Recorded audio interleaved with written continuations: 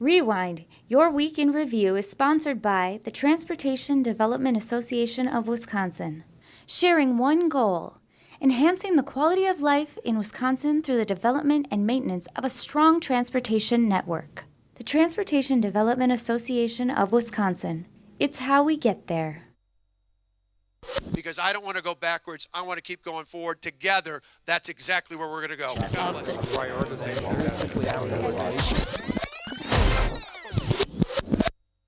I'm Steve Walters. And I'm Scott Bauer. This is Rewind, a look at this week in the Capitol. I want to thank Scott Bauer for filling in for JR. Thanks, man. You're welcome. WisconsinEye was there. Let's take a look at what WisconsinEye covered this week. Democratic Lieutenant Governor candidate Mandela Barnes talks about health care, women's rights at a Capitol rally. The leader of the League of Wisconsin Municipalities warns failure to fix the dark store loopholes could raise property taxes on the average Wisconsin home by 8%. A mom at a Legislative Council study committee on learning disabilities talks about her child with dyslexia and the special problems. And finally, not to be missed, Foxconn Chairman Terry Go reaffirms the company's commitment to Wisconsin. WisconsinEye was there. You look at the rate of child poverty here in the state of Wisconsin. It's a disturbing problem. You also look at the fact that women still don't earn the same pay as men in the state of Wisconsin. The legislature has failed to act. The governor has failed to act. But what you will have in a Tony Evers, Mandela Barnes administration is one that puts the rights of women forefront, right, front and center. What you will have in the administration is one that cares about the economic security of women as well as the health security of women. It's sort of a race here in the Midwest to see who can be the most extreme, who can be the most dangerous. And it's a deadly game that is being played with women's lives, and it needs to end now. Let's say that for whatever reason, these bills do not pass. What's it look like for homeowners 5, 6, 7 years out, Jerry? An 8.5% tax increase on average. All the work the legislature has done to keep property taxes from going up will be for naught, because this becomes an automatic tax increase. There are many misunderstandings about dyslexia. Those of us who have it in our family have come to understand what it means because we have researched it. We have heard many of these things. You're just expecting too much of your child. There's really no such thing as dyslexia. I myself heard that he just wasn't trying hard enough. And I believed that. And so I took it upon myself to make sure my child tried harder. I was going to make sure he learned to read if it killed us, and it almost did. I can tell you that none of my efforts made the difference. In fact, nothing made the difference. My kid dropped out. So this is an important day. I think our original commitment to the state of Wisconsin was 13,000 meaningful and creative jobs. That has not changed. With the $10 billion investment, that has not changed, right? So any rumor of the fact that it's downsizing, it's just a misinterpretation of our phased approach to such a humongous project. Scott, I want to talk about what, if in boxing terms, could be called the undercard of our three major elections here. So much emphasis, so much special interest money, third-party ads on governor, U.S. Senate. Attorney General is an important election. So let's just take a minute and look at the profiles of who's running. The incumbent, Brad Schimel, 53. He was raised in Mukwonago, now lives in Waukesha. From 1990 to 2006, Assistant Waukesha County DA. 2006, 2010, elected Waukesha County DA. 2014, elected Attorney General. And he plays in the band Four on the Floor. Guitar? Guitar. Yep. Josh Kaul, fairly new, back to Wisconsin, although he was raised in Fond du Lac as the daughter of former Attorney General Peg Lautenschlager. He's 37. Law clerk for a chief U.S. Court of Appeals judge, assistant U.S. attorney in Baltimore. Worked on lawsuits against the photo ID law and other parts of the changes that the Republicans made, and he worked on Hillary Clinton's campaign for the 2016 statewide recount. Any thoughts on the basic bios here? You covered the highlights. I think from the Democratic perspective, they look at Josh Kaul and they think he's got a good background for the race with having been a former prosecutor. Yeah. It's kind of an MO that fits well when you're running to be the top cop of the state, especially as a Democrat. And Schimel's got the power of the incumbency.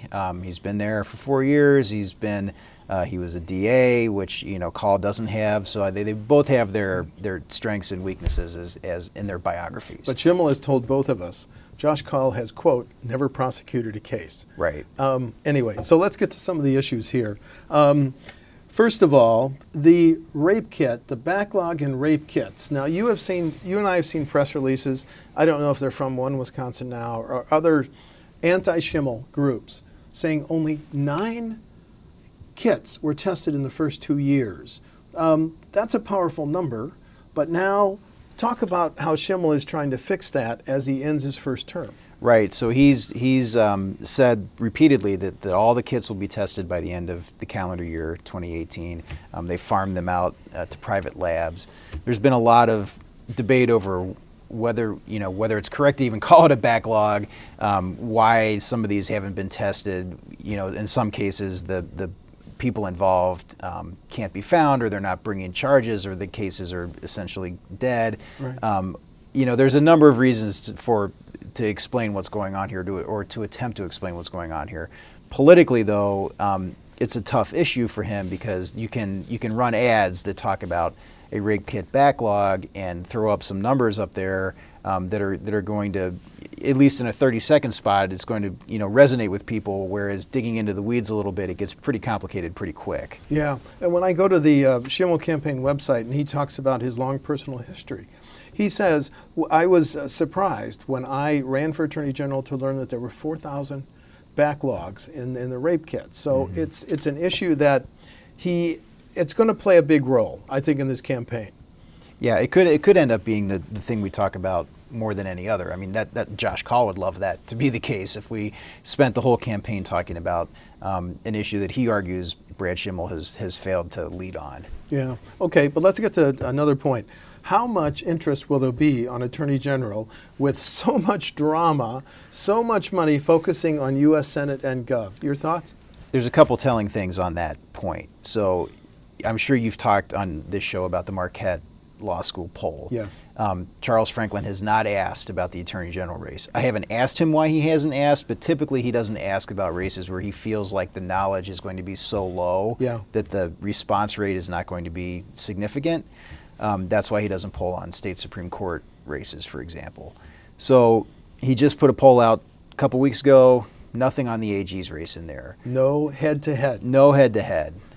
So we don't have anything public, at least, that tell us kind of where things are. We do have numbers in that poll on name recognition, and I think you pulled it up for Kaul. It was, 90-some%? Oh, yeah, let's look at that right now. So in the Charles Franklin poll, unknowns, those respondents who say, I don't know of Mr. Schimel or Mr. Kaul, I don't know, have enough information. Let's start with Attorney General Schimel.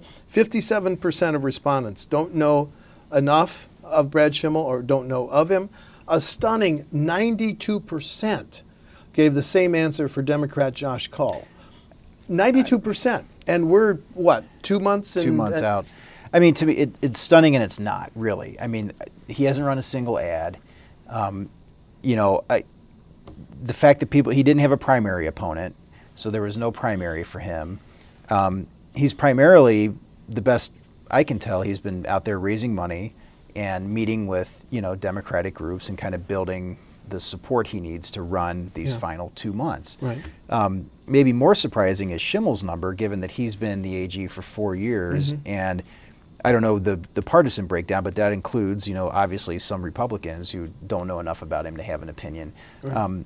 But, as you said, the Attorney General, in terms of voter attention, is far below governor and Senate. And even those races, sometimes when you go out and talk to voters, they don't have a real deep knowledge of what's going on, for as much as we talk and write about those races. So let alone this one that is going to be really fighting for oxygen over the next 2 months, which is going to make, I think, that last period right before the election when all the ads are going to hit and people will start to tune in. I mean, that's going to be, for this race especially, the critical period, I think. But if you're fundraising for either Schimel or Kaul, and you call up and say, hey, I'm in a potentially competitive race, if there is a blue wave, a Dem wave, send money, and they say, sorry, you're the third call today. I just heard from Governor Walker's campaign or Tony Evers' campaign or... Right. Well, so here's the thing, and my colleague Todd Richmond wrote about this in a story recently.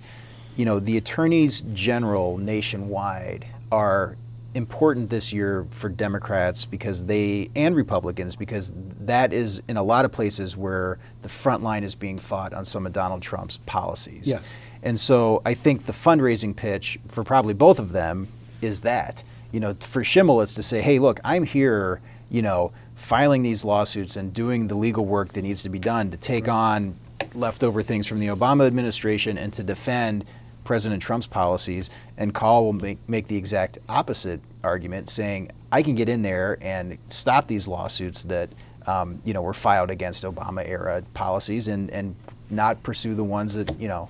You, just to elaborate that, Attorney General Schimel got the legislature and the governor to create an office of Solicitor General. Mm-hmm. They filed, as you said, against the Affordable Care Act.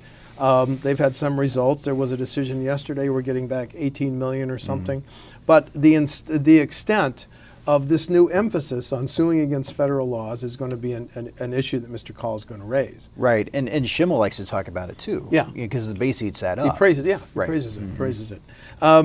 Well, what about the idea? Mr. Schimel has made a centerpiece of his campaign the fight against opioids, methamphetamine, and heroin. He's really been out in front on that. However, some attorney generals have sued Big Pharma, and he hasn't. Mm-hmm. How big an issue do you think that's going to be?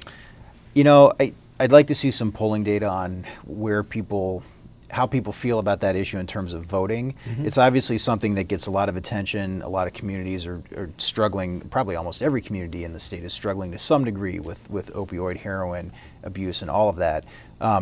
Whether that motivates voters, I don't know that it does. I don't know that it doesn't. So I'm not sure Brad Schimel talking about that is going to be something that gets somebody to the polls for him or against Kaul. Finally, the 92% don't know, haven't heard of Josh Kaul. Now, this seems to me a double-edged sword. Kaul, if he gets the money, can come in and form a positive first impression for voters, but it also offers an opportunity to Schimel campaign to define him in not so positive way. Mm-hmm. Agree? Right, and we do have the Republican Attorneys General Association is about to run a couple $1 million of ads. I have not seen what they're going to be, but odds are it'll be a mixture or maybe all negative on Kaul, a mixture of positive on Schimel. But that's a lot of money in an Attorney General race, so we'll see. Well, how much emphasis can news organizations, press to cover U.S. Senate and Governor devote to Attorney General? Hopefully enough. Our peers in the Capitol. Hopefully enough? That's a great answer. Okay, let's turn to a new subject. The governor had a ribbon cutting ceremony in front of the Zoo Interchange, the east-west wing. So first of all, before we talk about it, let's listen to the governor describe how he considers this to be on time and complete, at least this core project. The governor of the state of Wisconsin. We've been proud over 8 years to invest $24 billion into the state transportation system. That compares to $21 billion in the 8 years prior, so it's $3 billion more than we had previously. As a parent, county executive, and now as governor, it's wonderful to be here and to celebrate this because this is important for the zoo, it's important for attractions, it's important for tourism, it's important for transportation, it's important for quality of life, it's important for health care. It's important not just for this region, but it's important statewide. You get folks bringing product from farms and factories from one end of the state to the other, go right through this interchange. Whether it's down to Chicago or up to Minnesota, you name it, they're coming through this area. So this is an important project for the entire state of Wisconsin, and we're absolutely thrilled to be able to celebrate its opening. I remember about 8-9 years ago when a lot of us were frustrated when things were happening that weren't on time, that weren't happening they were supposed to with this interchange, and it was really at the end of its lifespan. We got it going. I want to thank not only Secretary Ross and his team, but before him, Secretary Gottlieb, who started out on this, and all the folks who've worked not just during my administration, but long before this to make this a success today. Congratulations on a job well done. So here's what the governor said. The Zoo Interchange core completed on time and on budget, but there's a lot more to this story. Where do you want to start, my friend? I think we should start with what exactly he's talking about. I mean, he's talking about one significant part of what has generally been known as the Zoo Interchange project. Perhaps probably the busiest interchange in Wisconsin. Right, but there are other parts that have, as long as I can remember, have always been included as part of the general reference. When you talk about the zoo, you're not just talking about the part that he was there ribbon cutting. You're talking about the north leg. You're talking about east-west. Yes. You're talking about parts of this project that are not complete. There's no timeline for when they will be complete. There's no funding to complete them at this point. Right. And even the governor's spokeswoman said, it's something we'll look at. We'll look at the north leg and other projects across the state as we head into the next state budget, as you said, from the governor's press secretary. Right. Yeah. So there's a lot. So the governor. The core is done. I mean, the governor's correct. The core and it's very nice, and is you've done. driven It's it. Yes. beautiful, but that's not the whole story. Okay. So we have highway funding going to be, do you think, the most contentious issue in the next state budget? It has been in the past too. We've given the impasse. Yeah, Right. Thanks. And that's why we were late on the budget last time, is the Republicans couldn't get together. It will be fascinating no matter who is in charge, and if there's any change one way or the other, if Democrats happen to get a majority in the Senate, or if there happens to be a Democratic governor, or whatever the mix, it is going to be fascinating to see. It's one of the hardest problems to solve because it's so expensive, and it's just, it's not easily solvable in the current confines of the budget. And okay, but let's look after the primary. Tony Evers says everything's on the table. Now, first of all, that's nice to say, but there are no specifics. Right. And then the governor's people say, well, Tony Evers wants to raise the gas tax by $100 million. Mm-hmm. I've never heard Mr. Evers say that. Have you? No. Okay, but when he says he's open to everything, yes. He said he was open to a gas tax increase, which is part of everything. Part of a package. Right. So then the governor says, I won't raise the gas tax unless there is an offset elsewhere. Right. So we haven't made any major projects, and I think that's summarized by Pat Goss of the Transportation Builders Association. The vital reconstruction of the north leg of the zoo interchange sits idle, and the east-west corridor, which links the Marquette and zoo interchanges, has been abandoned. So we have miles to go on this issue. Well played. Don't we? Yeah. Next subject, Scott. Did you go to the press conference I did. with I did. UW Chancellor Blank and Foxconn founder, CEO Terry Go? Yep. Okay. At that press conference, let's walk through the fine points before I get your impressions Sure. of it. $100 million pledged for UW-Madison First Institute. Mm-hmm. Foxconn Institute for Research in Science and Technology. UW-Madison must match that. Foxconn cash will also help build a new UW-Madison Engineering Center. First main location, however, will be Foxconn's Racine County campus.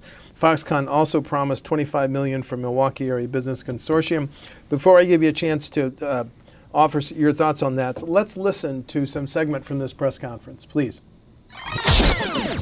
This is an historic moment, not only for the University of Wisconsin and for Foxconn, but I hope for the entire state of Wisconsin. Today, Chairman Gao and I are going to sign a declaration of collaboration to create the largest industrial research partnership in the history of the University of Wisconsin. This is the type of work that accelerates discovery so that life-changing innovations move more quickly from the lab into the workplace, creating jobs and helping drive Wisconsin's economy. The University of Wisconsin-Madison is a leader and will be a great partner. To further the partnership between Foxconn and the UW-Madison, I'm proud to announce the creation of Foxconn Institute. I'm proud to announce that Foxconn will commit $100 million to the University of Wisconsin-Madison. A GOP member of Joint Finance yesterday, I did a candidate interview with him. He said, look, when we voted on the initial Foxconn deal, the tax breaks and the incentives less than $3 billion, we didn't know that Foxconn was going to chip in $100 million to UW-Madison, was going to buy the NML building as its North American headquarters, was going to open innovation centers in Green Bay and Eau Claire. Political implications of Foxconn doubling down?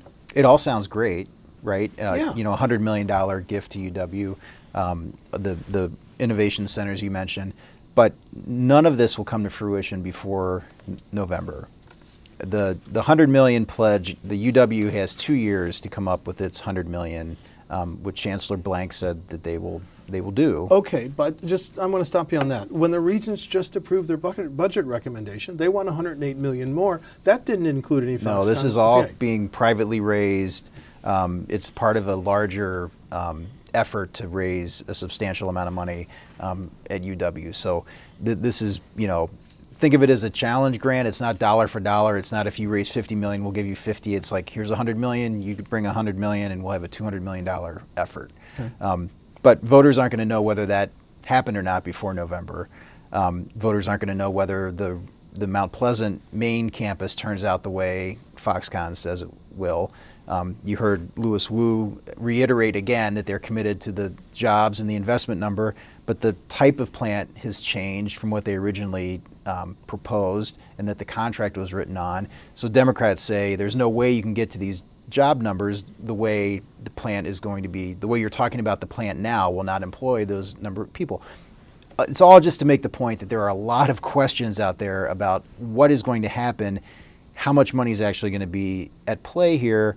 None of the answers are going to be known before November. Well, I want to ask you this question. Do you think a Governor Evers would tell Foxconn, don't invest $100 million in UW-Madison, don't open the Green Bay and Eau Claire Innovation Centers? No, I mean, he among the 8 Democrats who were on the ballot a couple weeks ago, he was the only one who didn't say he would promise to kill the Foxconn project. He said he would renegotiate the contract to get a better deal for taxpayers, which is a whole other question as to what could or couldn't be renegotiated. So it's not that he's out there beating the drum for Foxconn, but he's also not. It's not been as big of an issue for him as it has been for other Democrats. That's a fascinating thing. Okay, meanwhile, 3 members of the Democratic National Committee come to Milwaukee. They are treated pretty well. It opened, I think, in the auditorium of the Fiserv Forum. They're going for the 2020 Democratic National Convention. What would that mean? 50,000 guests, delegates, and journalists, etc., from around the world. The event would be July 13 through 16, 2020. Milwaukee's a finalist with Houston and Miami. But Milwaukee civic groups would have to raise $70 million to get it. And the decision will come after the November elections for U.S. Senate and governor. The decisions will come in January. You think Milwaukee's odds go up if there's a Governor Evers and Senator Baldwin is reelected? Maybe they should call Foxconn. I don't know. Yeah, I'm sure that would help to have Democrat at the top of in the governor's office. There have been a number of jokes on Twitter about Democrats now finally coming to Wisconsin after Hillary Clinton did not campaign here. I see. So, yeah, it's fascinating. I mean, it would be a huge economic boost, and not let alone all the attention that would come to Wisconsin if it hosted it, but we'll see. Yeah, and then you have the statement from Mayor Barrett. We are here because Milwaukee is fighting back. The Midwest is important, and it has been some time since there has been a Midwest Democratic Convention. 1996 in Chicago. I think that was the last one. And then you have a member of the DNC team. It's a competitive process, and it's wide open. We're looking at 3 impressive finalist cities that bring their own unique character to the table. Look at who we're up against. Houston, recovering from the hurricane, and Miami, where you have had some very interesting conventions in the past. Mm-hmm. Mm-hmm. We'll see. Neither one are, you and I are not going to predict that one. No. Finally, you have had now 2 former Walker cabinet secretaries endorse Tony Evers. And Ed Wall, former corrections secretary, where he worked at Department of Justice, DCI. And I just want to quote one sentence. Nothing moved this Walker administration on corrections issues. Actually, 2 sentences. I was disappointed that the governor had decided it was time to sacrifice me to change the Lincoln Hills story. A response from the Republican Party. Mr. Wall is a discredited state employee who was fired from DOJ after he secretly lobbied for a new job in the administration that asked the governor's then chief of staff to break the law and destroy public records. I've read Mr. Wall's book. It is self-published, which means you can basically say whatever you want.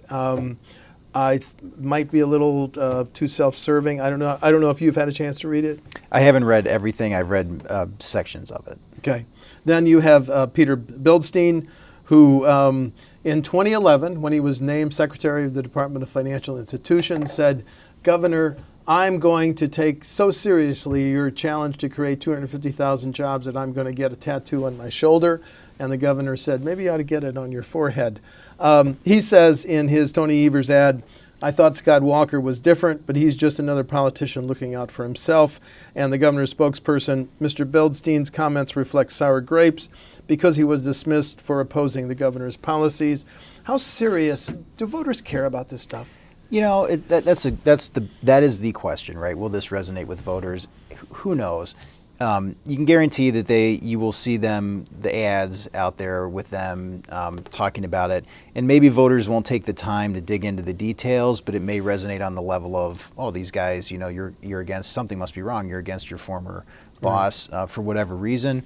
On the other hand, as you pointed out, the Walker folks have legitimate arguments to be made about why these two are speaking out and saying what they are, especially in Ed Wall's case. He was fired, so you have that whole element of former employee speaking badly about their former boss. Right. So it just kind of adds to the whole, just the what is this campaign all about, and how is Walker led, and would Tony Evers be a better choice? It just kind of adds to that conversation.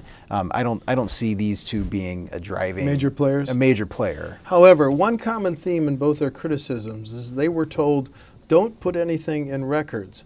We're not a fan of public records queries here. They both say that, and right, and the Walker administration denies that was presented the way that they say it was. So, right, okay.